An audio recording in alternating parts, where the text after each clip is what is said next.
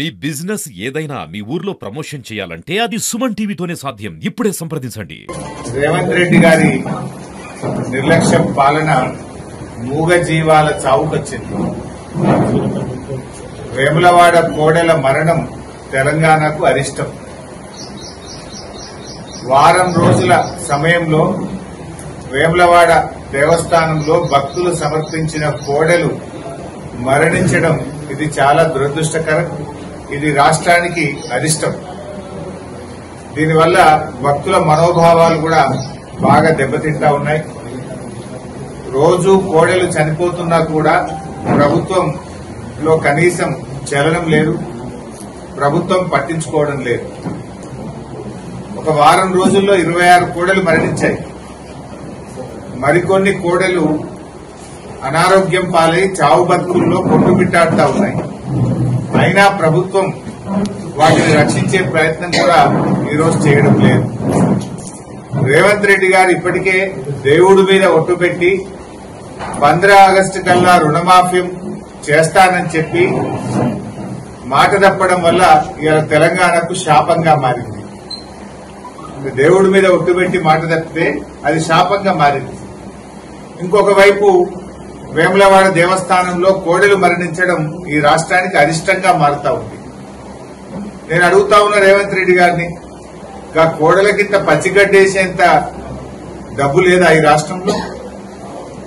ఇంత కుడిది పెట్టి ఇంత గడ్డేసే సామర్థ్యం లేకుండా పోయిందా?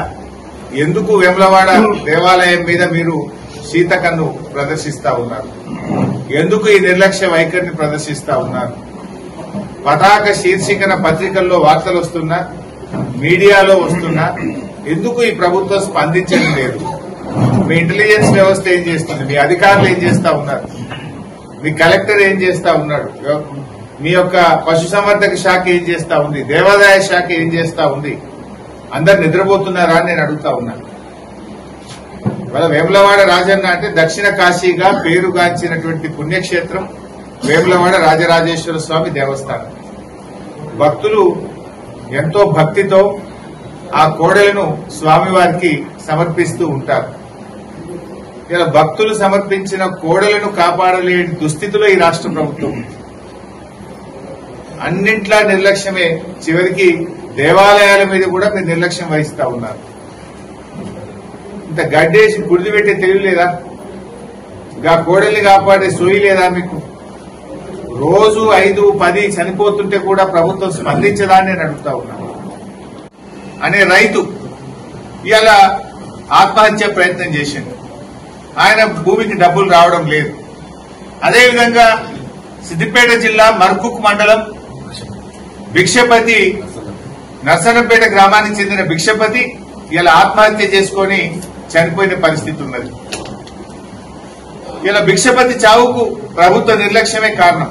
నర్సనపేట గ్రామం మర్కుక్ మండల భిక్షపతి ఎందుకు చనిపోయిండు? 18 నెలల డబ్బులు వస్తలేవు. ఆయనకు నోటిఫికేషన్ ఇచ్చారు, ఇప్పటిదాకా డబ్బులు ఇస్తలేదు. పాపం కాళ్ళ చెప్పులు అరిగేటట్టుగా రీజనల్ రింగ్ రోడ్డు బాధిత రైతులు కలెక్టరేట్ల చుట్టూ, ఆఫీసుల చుట్టూ ఇవాళ తిరుగుతున్నటువంటి పరిస్థితి ఉంది. ఇంత దుర్మార్గంగా అయిపోయి వేములవాడ రాజన్న క్షేత్రంలో కోడలకు అన్నం పెట్టకపోతుంది. మన మెంటల్ హాస్పిటల్ ఎర్రగడ్డ ఆ మానసిక రోగులకు కూడా అన్నం పెట్టే శాతగాని ప్రభుత్వం. కోడలకు గడ్డి పెట్టే శాతగానిపై మానసిక రోగులకు అన్నం పెట్టే శాతగాని ప్రభుత్వం మీ ప్రభుత్వం. ఎర్రగడ్డ మెంటల్ హాస్పిటల్లో దాదాపు 70-80 మంది రోగులు, మానసిక రోగులు కలుషిత ఆహారం తిని ఇలా అనారోగ్యం పాలైంది. ముందే ఆరోగ్యం బాగలేక, మానసిక పరిస్థితి బాగలేక దవాఖానలో చేరితే ఈ ప్రభుత్వానికి అన్నం పెట్టడం శాతగాక వాళ్ళు మరింత అనారోగ్యానికి లోనయ్యేటువంటి పరిస్థితి వచ్చింది. కోడలకు గడ్డి పెట్టే శాత కాకపోయా మానసిక రోగులకు అన్నం పెట్టే శాత కాని ప్రభుత్వం ఈ కాంగ్రెస్ ప్రభుత్వం. ఇప్పటికైనా సోయి తెచ్చుకోండి. ఎంతసేపు బీఆర్ఎస్ వాళ్ళని ఏ కేసులు ఇరికిద్దాం,